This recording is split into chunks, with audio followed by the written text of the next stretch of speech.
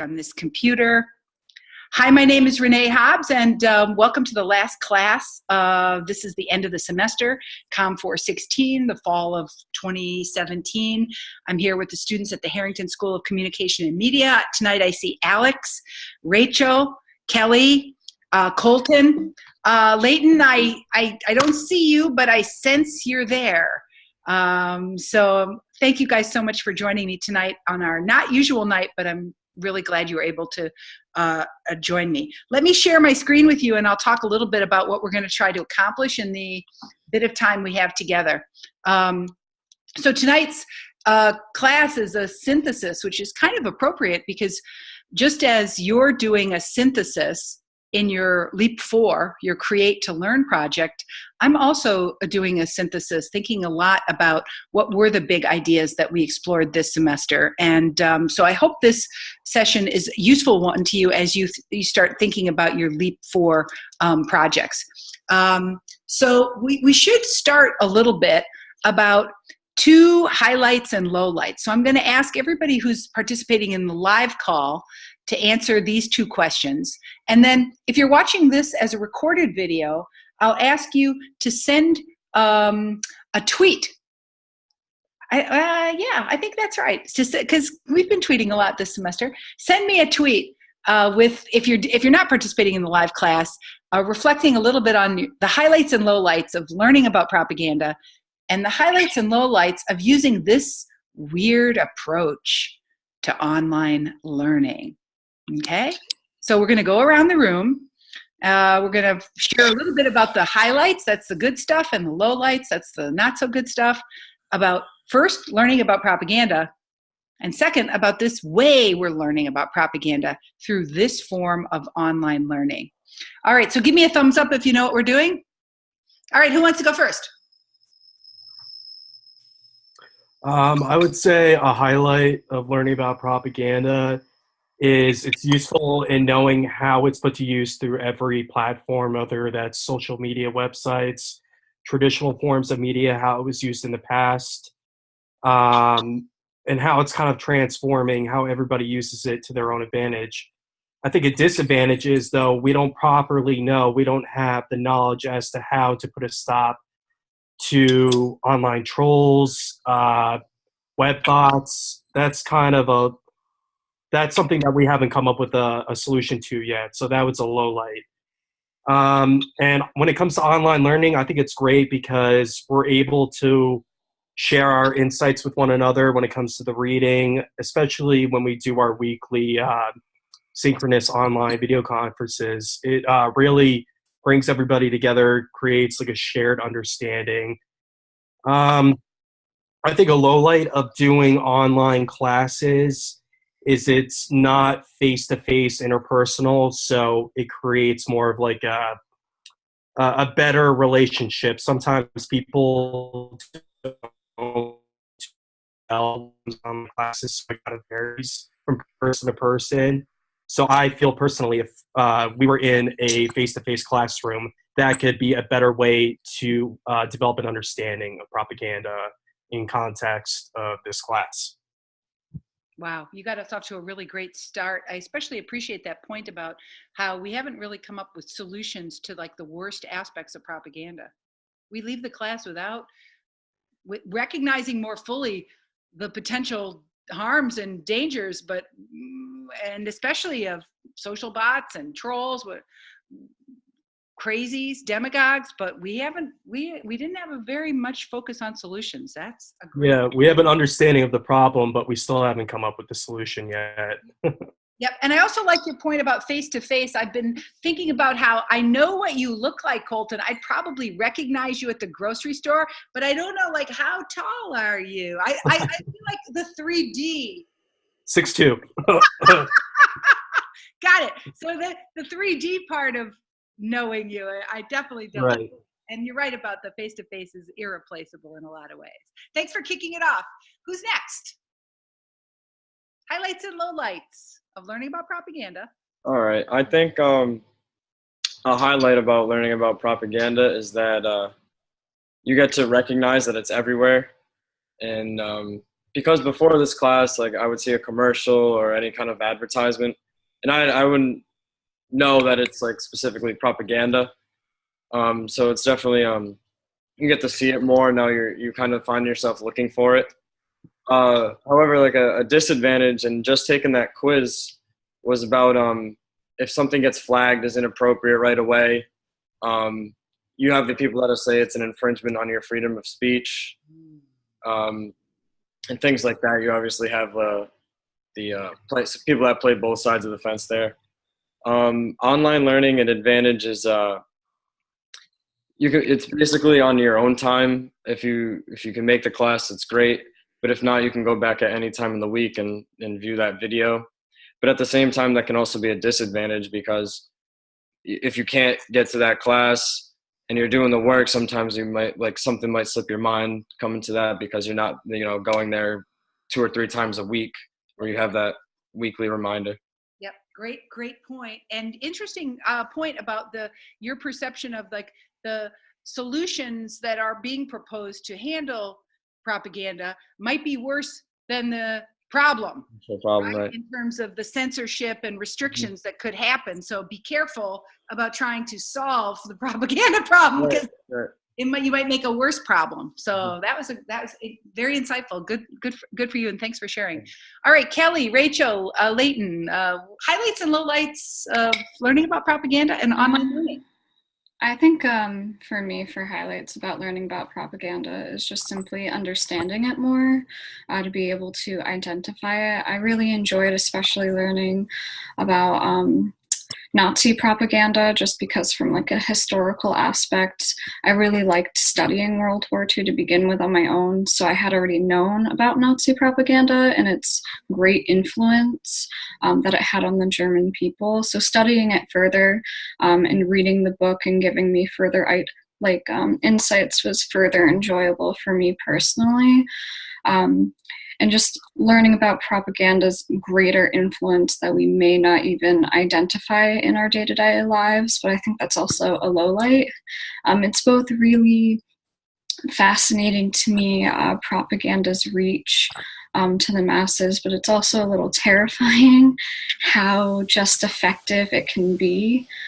So I think the low light for me is like the fact that I understand it more is also frightening, because now I know just how effective it can be. As for online learning, this is not my first online class, so the highlights for me for online classes is how independent the work is. I really enjoy working independently and doing the work as I go along throughout the week. But a low light is definitely if I don't set reminders for myself, then I could forget about the tasks that are listed on the path, right? Like I have to make a list and constantly like check it as I go to make sure I do everything. Great observation, and thank you for sharing that feeling of being terrified by learning more. I think at several points in the semester, I also felt like, holy shit, like it's getting, this is a very dangerous, it can be good, it can be used for good and for evil, but right, it has incredible power, and that is humbling. Yeah, I mean, ignorance is bliss to a degree, but I think especially learning about the Russian influence on the election was even more terrifying, because it's just like, oh, our system's not as locked down as we thought it was. Yeah, and all that propaganda that they told us in high school about how democracy works wasn't completely wrong. Thanks for sharing, Rachel. Kelly, what were your highlights and lowlights of learning about propaganda and learning this way through online learning? I really liked learning about propaganda. I like when we talked about what we learned in high school, like I couldn't really pinpoint exact things that I had learned. I knew about propaganda, so this was just a nice introduction, and then kind of getting more into it and being able to see it in everyday life, in advertisements and in politics, especially now. And a low light, I just feel like I have so much more to learn, and that's just how it's gonna go though. So right. And online learning, I really like how we have these synchronous classes, because it makes the online class kind of in in between like online and in class, because other online classes I've had, you don't know any of the people, you don't even know what the professor looks like. And a low light, just getting the work done like everybody else has said. That's right. Yeah, this is a 400 level course. It's a ton of work, right? A ton of work, and a lot of, like you said, independent learning.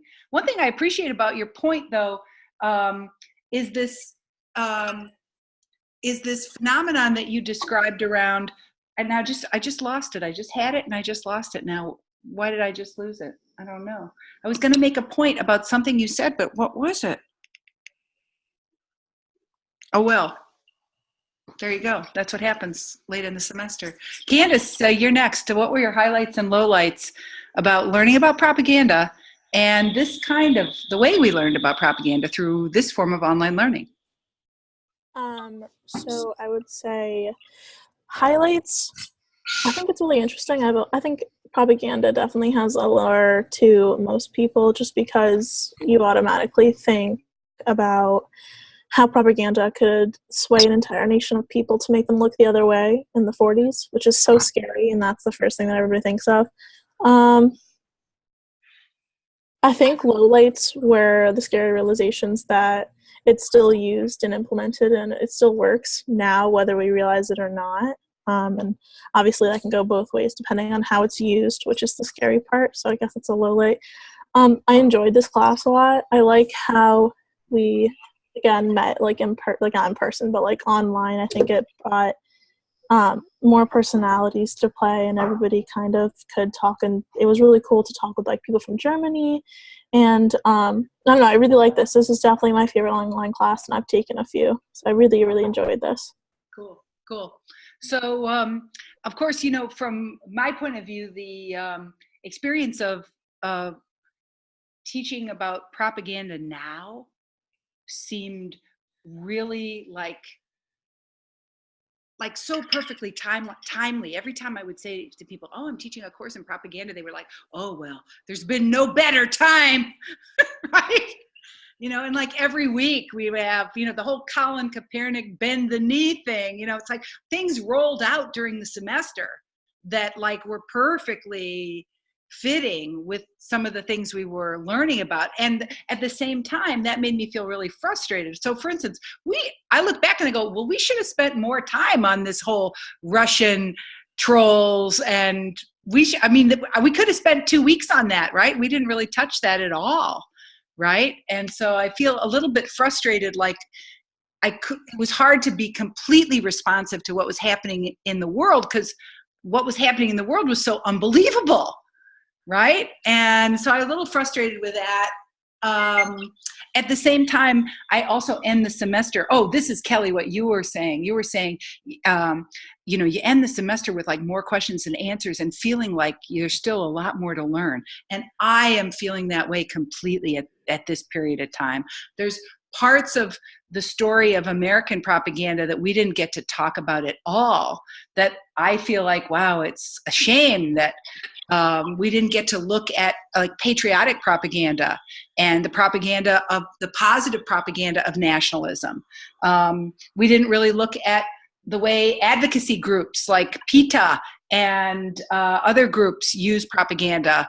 And it would have been cool to do like a case study on an advocacy group and look at their use of propaganda.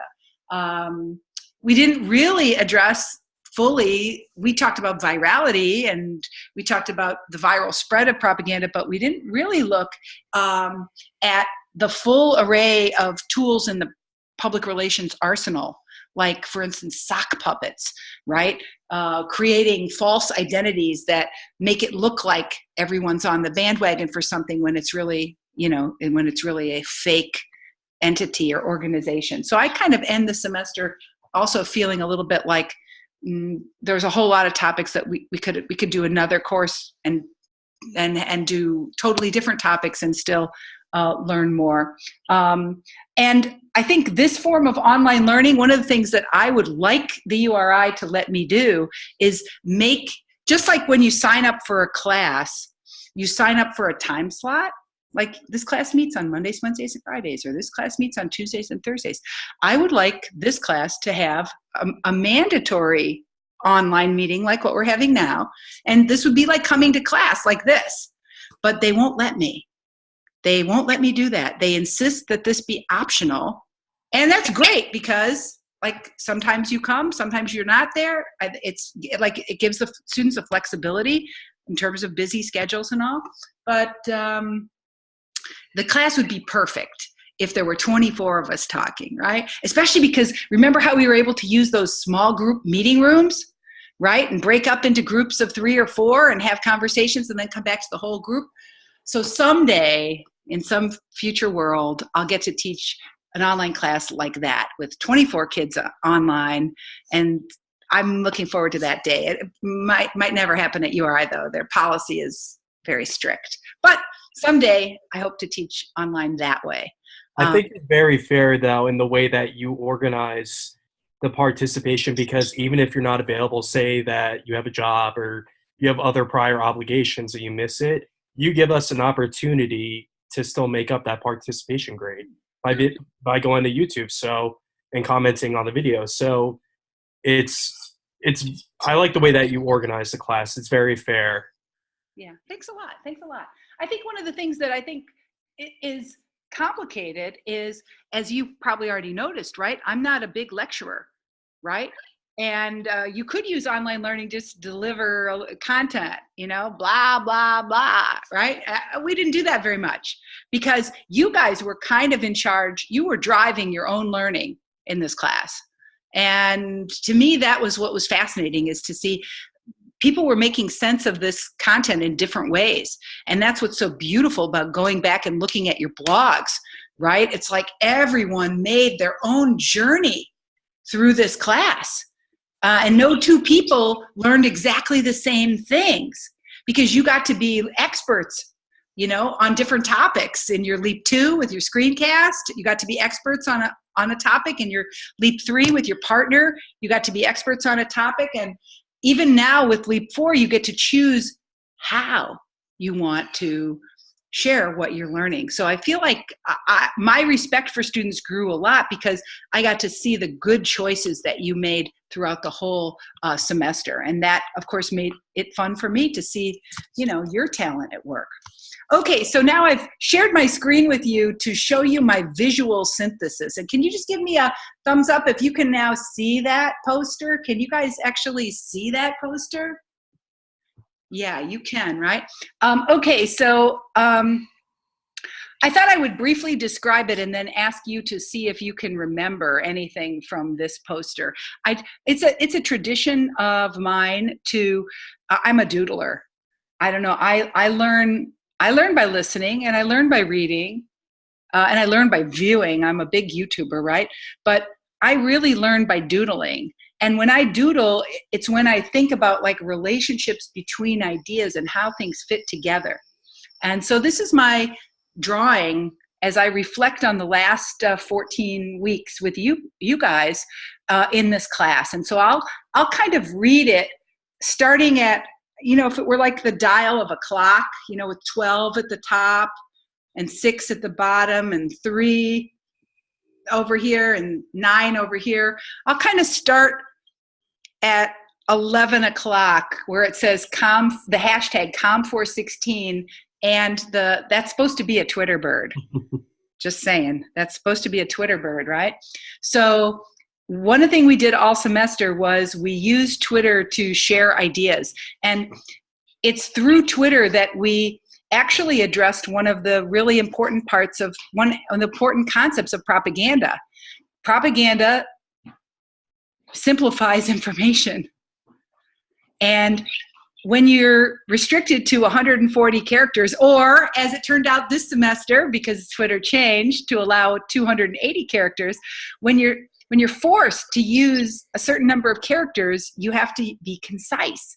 And actually, concision is a competence that supports your being a skillful propagandist, right? To take something complex and to put it into a simple, understandable form.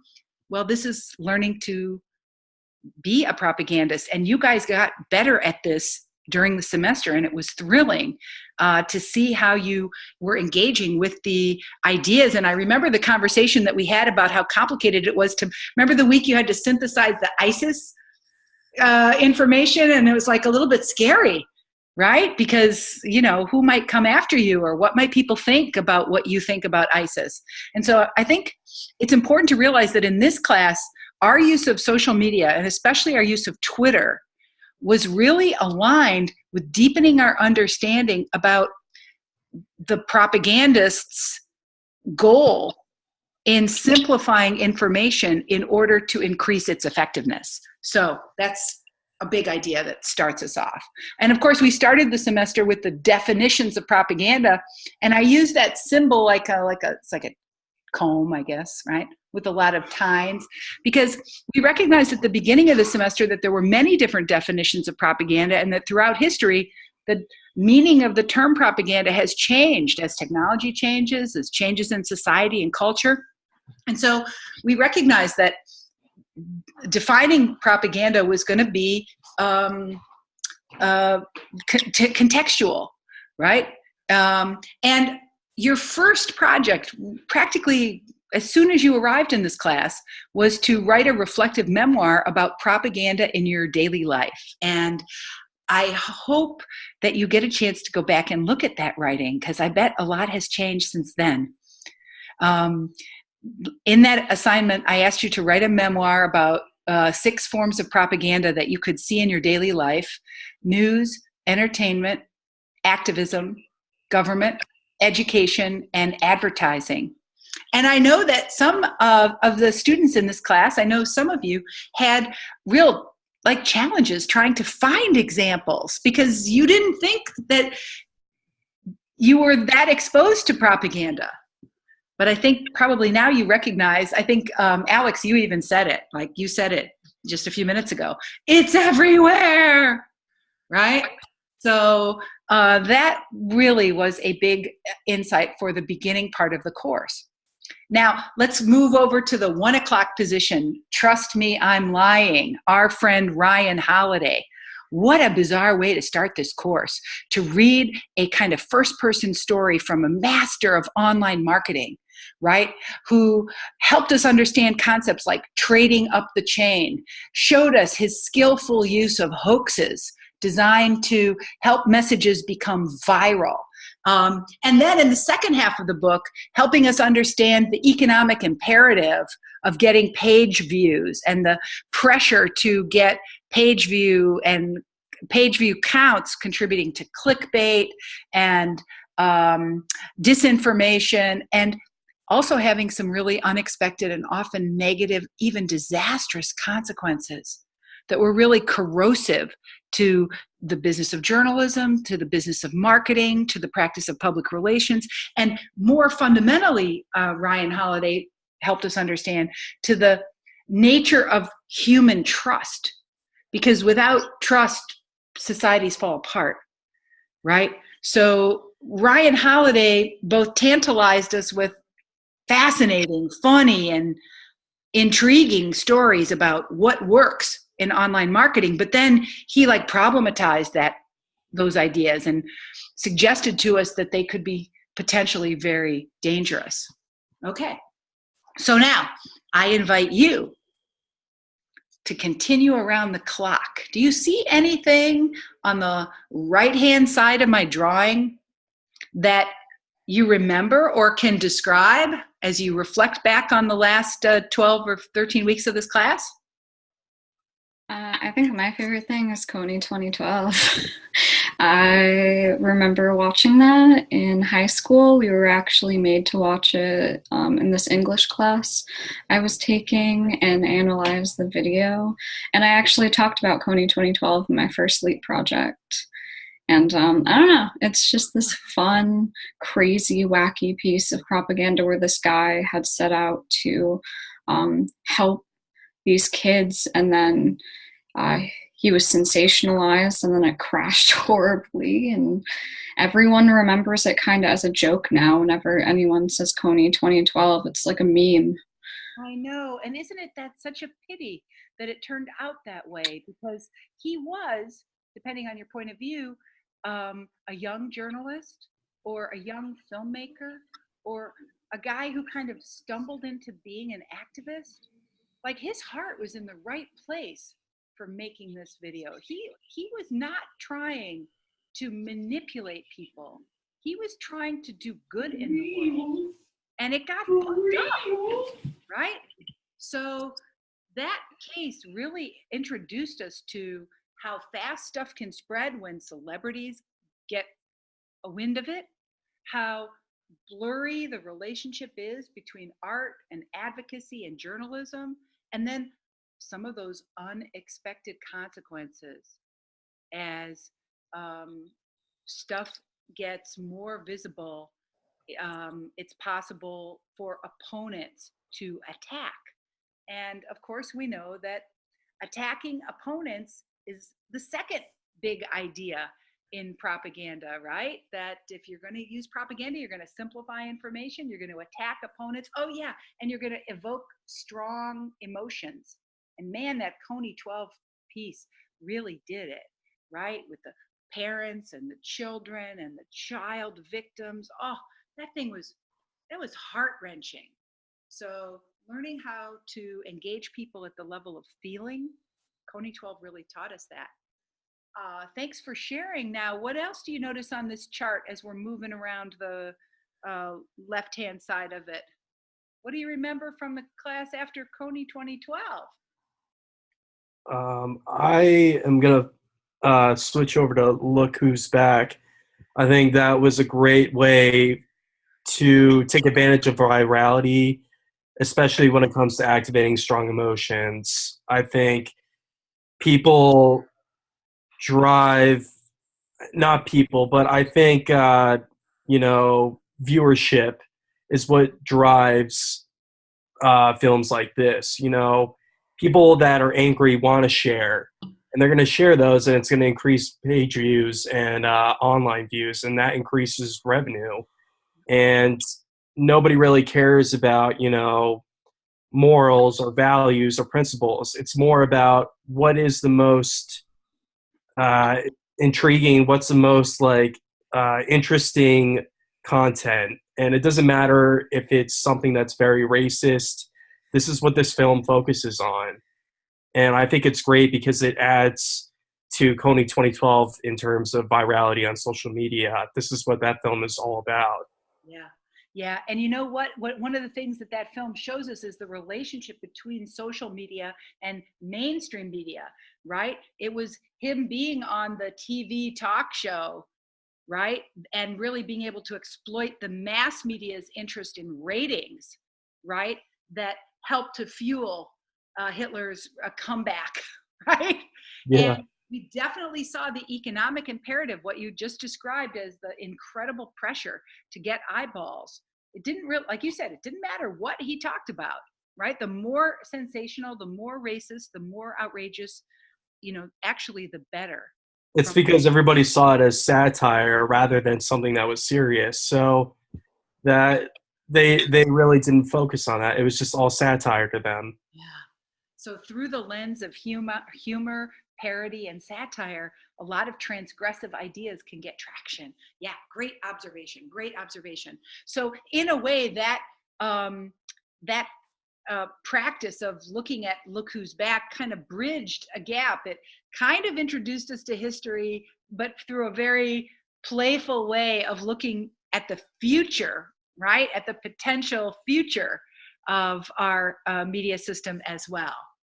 Okay, so you can also see over there right about, 4 o'clock, it says Screencasting the Critical Questions. That was your Leap 2 project. Here you had to use a piece of propaganda from the Mind Over Media Gallery, and you had to ask those 5 critical questions. Who's the author? What techniques are used to attract and hold your attention? What lifestyles are presented? How might different people interpret this, and what is omitted? And you had to critically analyze that by producing a screencast. And for many of you, you exercised this with great creativity and charm, and you chose artifacts that were really complex.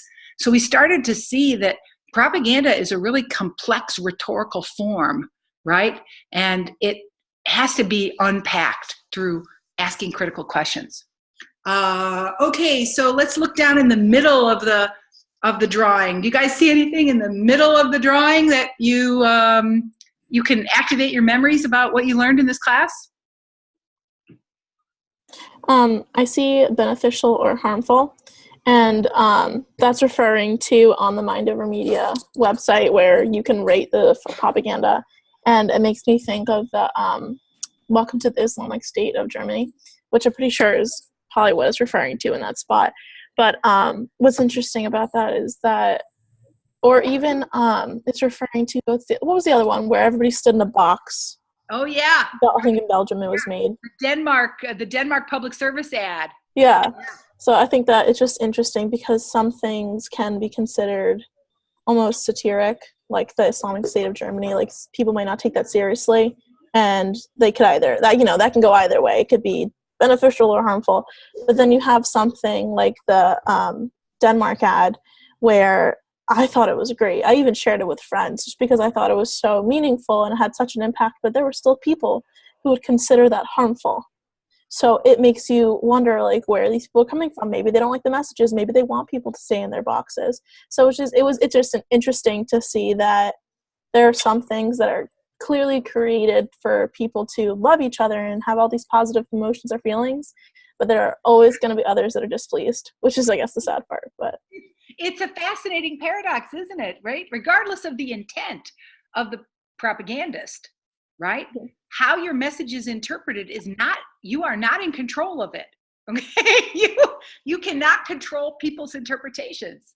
And that instability, that slippage between, what you hope people get and how they actually interpret it is really a fascinating paradox. And it also should make you feel pretty optimistic. Propaganda is not like a injection of, a hypodermic needle that has an automatic and immediate effect on everyone the same way. It doesn't work that way. Some propaganda is completely ineffective. Some propaganda is really effective. So it depends is recognizing that important role of interpretation, right? It's in the interpretation that propaganda has meaning. So that's, I think, a really interesting point. Of course, I'm remembering I think we did texting and driving too, didn't we? Yeah. It also makes me think of the forbidden films off to the right a bit, just because I remember when you said that you knew somebody who had searched and tried to watch the one, and before you had said that, I had wanted to be like, hey, let me just search it, and then once you search things like that, it ends up in your queue, and they will know that you always search it. So I was like, let me not search this stuff, just because curiosity killed the cat. I'm not trying to be associated with that kind of thing, but it makes me think of how people would even rate putting out the forbidden films on Mind Over Media. Would it be beneficial to the education and prevention, or is it harmful in continuing stereotypes and racism and all that kind of bad stuff? So true. Several times I found myself thinking, maybe I want to show that, but then I was like, oh, but maybe I don't, right? So I made a lot of choices around there was lines I didn't want to cross. And I think your observation is right around that, especially in an online class, right? There are real consequences to, it's almost like that's another kind of media literacy, to share or not to share, right? It becomes, I'm complicit in spreading a propaganda, even when my goal is to be a propaganda educator. It's crazy. So now, of course, down at the very bottom of the chart, you see I put it with the big letter P, propaganda with Edward Bernays. You read the classic 1928 book, Propaganda.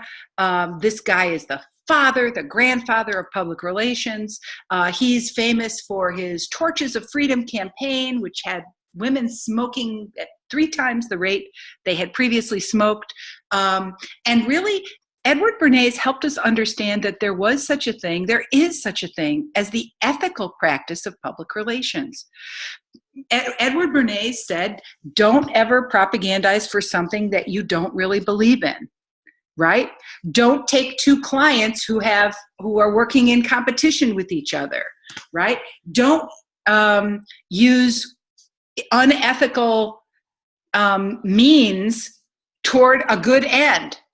So Edward Bernays didn't think propaganda was something that people should be ashamed of. He thought that people should be proud. He thought propaganda enabled the democratic process by helping people become more effective communicators to better articulate their cause. He said women should have more power in society, and maybe propaganda can help men appreciate women's rights better. So just as you might have been feeling really like crappy about propaganda, Edward Bernays kind of made it respectable. And I guess that's my goal too. You know, I kind of want people to not always have such a negative attitude about the word, recognizing that that propaganda, that like I'm a proud propagandist for media literacy, right? And I think maybe propaganda as a concept could be restored back to its original meaning. So if we move over to the left-hand side of the chart, I wonder if you notice anything on the left-hand side of the chart that reminds you of stuff that we did in the second half of the semester.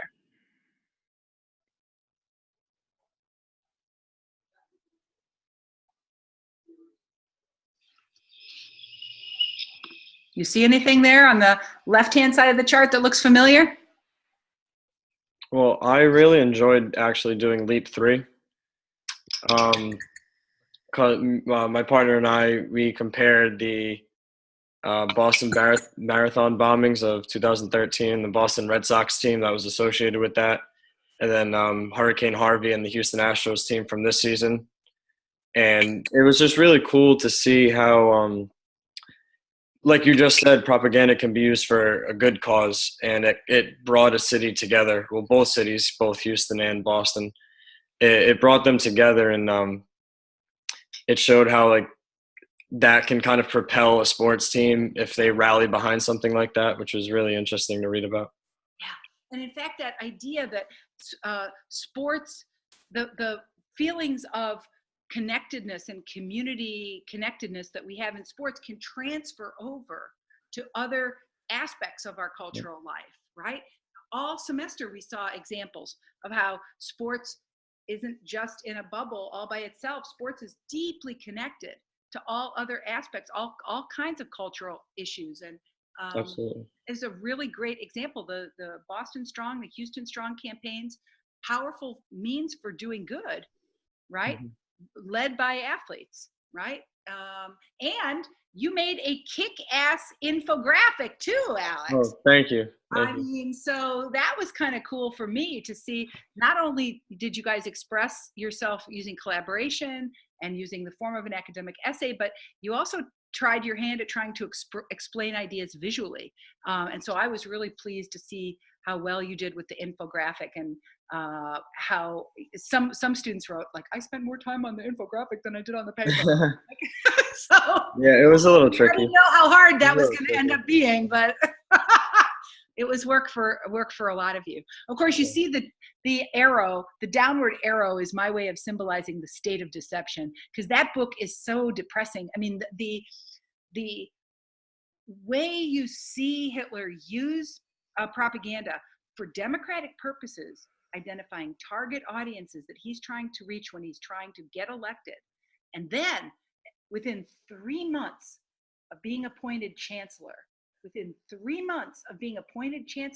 he takes the democracy away. He declares a dictatorship, a state of military emergency, and he takes over the entire media system, the film industry, the publishing industry, the museum industry, the art industry, the music industry, every aspect of culture he's controlling in a propaganda ministry, right? And then using that to incite racial hatred, to promote indifference toward the plight of Jews, to create over 400 rules and regulations restricting Jews' ability to do everything from like buy eggs or, you know, send their kids to public schools, and to the most inhumane acts of mass murder and extermination.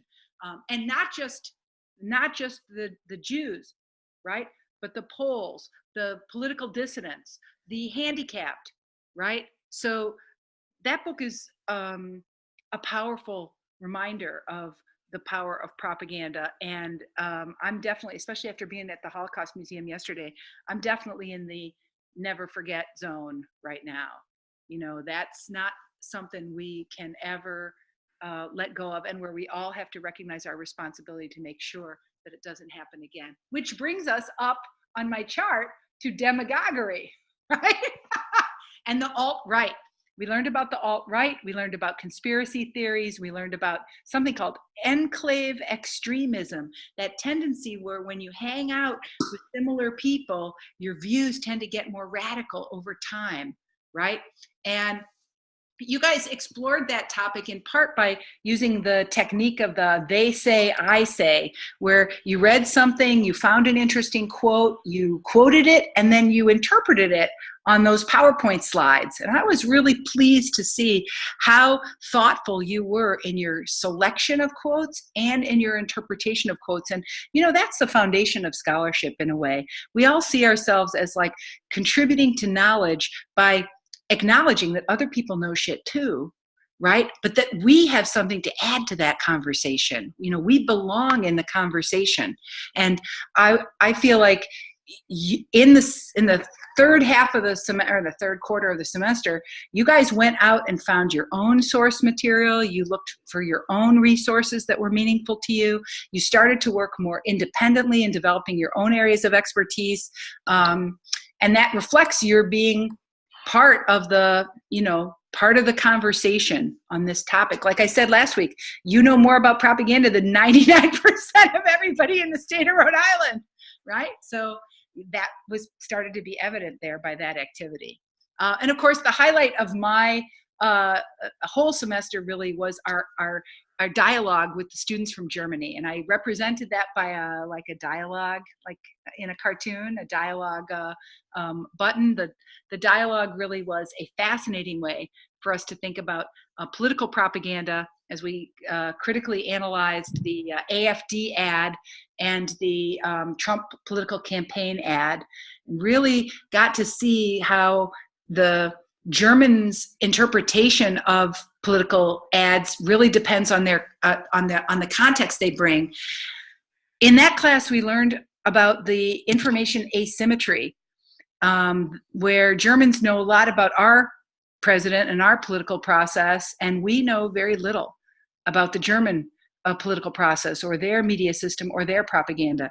And we reflected on how that information asymmetry can be very dangerous for us, right? The ones who are not in the loop about global politics, the ones who are not in the loop about the way we are perceived by the rest of the world. So in some ways, it was a kind of a humbling ending to the class, reflecting on propaganda in Russia, Turkey, and China, and then thinking about the gaps in our own knowledge, in our own system. Okay, so my guess is that that visual synthesis might be a little bit helpful to you as you make your way toward your Leap 4. I guess we'll just spend the last 5 minutes or so on any of these 3 questions that might be meaningful to you. So students, I'll invite you to choose one from this list. I guess one question is, so now what? Right? And then another is, can people really resist the lure of powerful propaganda? Why or why not? How has your use of media and technology changed since taking this class? And how can you use what you learned in this class to be a better communicator? Who wants to go first? I will. I honestly don't think that people could resist the lure of powerful propaganda. I think as humans we're flawed, and that no matter how much we try to arm ourselves with knowledge of propaganda and trying to resist it, I don't think we could ever really resist propaganda if the message is powerful enough. I think we would succumb to simple messages. I think we prefer things simple. Technology has kind of led us in that direction. We've kind of built our lives around creating simpler tasks and understanding things in simpler ways. So I think people will always fall victim to powerful propaganda. I think it's kind of like being a sheeple. I think we all succumb. We all want to follow. Not all of us want to be leaders. And if you follow the pack, you're more likely to succumb to larger messages if your leader is putting them out. Really beautifully put, very thoughtful, very articulate. Anybody else want to tackle one of these questions? I think it comes down to context. I think people will always be, susceptible to becoming a victim of propaganda. If it comes down to something like advertising, like this is the new hottest trend or this is the new look, you need to buy this product. But if it comes down to the political, realm, I think if you have prior knowledge of past events, like having a historical background knowledge, I think you can have an idea as to somebody like a political figure that looks similar to Adolf Hitler, the same principles they talked about, the same things they promised. If you have an idea as to something that's relatable to the past, I think you can, not become gullible enough to fall for it. So if you have an idea as to what has happened in the past, you could prevent yourself from becoming susceptible to falling for it in the future. But if it's something when it comes to like advertising a product, if it's like an Xbox or like the newest shoes, I don't think it's as serious. So I think it really comes down to context. Whoa, knowledge and context, Colton says. Those actually might be mitigating factors. It's possible you're right. Candace, Kelly, Alex, which one of these questions do you want to tackle as we reflect now for the last time? I'll hop on. I think I'm going to tie the first to the third, but I think if something is powerful enough, and that makes it propaganda, the whole point of it is to pander to the audience's fears and insecurities and to manipulate and make you feel certain ways. If it is powerful propaganda, like truly powerful, you can't resist it. And that's what makes it so powerful, and that's the scary part. But I think after learning so much in this class, we at least, if you're aware of an issue or you're aware of things that are happening, you have a better way to protect yourself and to kind of arm yourself intellectually on how to understand that's propaganda and understand that this is what they're trying to make you feel. But if that's not how you want to feel, then you don't have to, if that makes sense. Yeah. And I think that everything that we've learned in this class is like preparing us to analyze and see things and make decisions for ourselves and not let others, whoever is producing the propaganda, think for us. So there's an optimistic perspective that values human autonomy and freedom. Okay, that's a valuable perspective. Kelly, Alex, what's your take on one of these culminating questions here at the end of the semester? Well, my main Twitter account, I follow, I mainly tweet about sports and things like that. And I follow a ton of those accounts. And, today, propaganda in sports with it, there's like a ton of race issues, the whole kneeling for the national anthem things.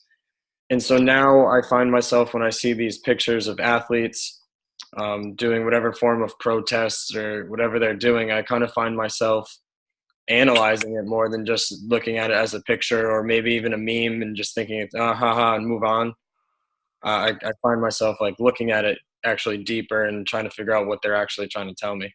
Wow. So I appreciate your tackling that question number 2. You're noticing things about your own information use that are shifting. Cool. Thanks for sharing. Kelly, you get the last word, girl.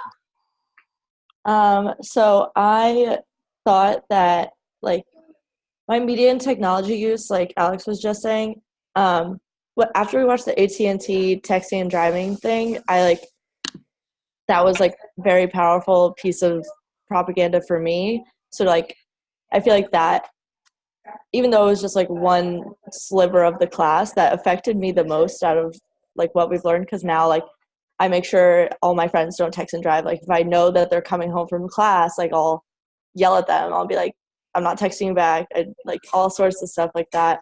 And even though I know a lot of stuff on my social media is propaganda, I don't really think twice about it. I'm just like, oh, here's another ad And even though I know, like in the back of my mind, it's just same thing, powerful propaganda, you can't resist it. It works. I so appreciate your great comments. You guys, what a beautiful way to end the class. And let me just say something to Alex, Rachel, Colton, Candace, and Kelly. You guys being here tonight really means a lot to me. Those of you who are watching this recording, I value you guys too, and man, some of you have blown me away with the work that you've done this semester, and you know who you are because I've reached out to you and talked to you about what a great honor it was to have you in the class.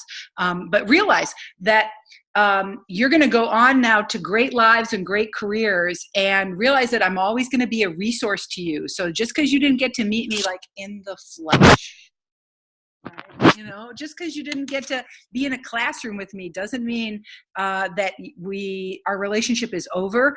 I am the kind of person who loves writing recommendations, especially when employers call me and say, could you tell me about blah, blah, blah, how's so-and-so? And I'm really good at that because, you know, I'm a good propagandist. So allow me to be a resource to you.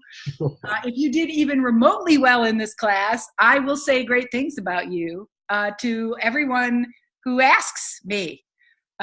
Because it was a great learning experience for me this semester to see how you guys are making sense of these ideas. So as you go down to the bottom of the page, you'll see I am reminding you that your LEAP 4 is due on Friday at midnight.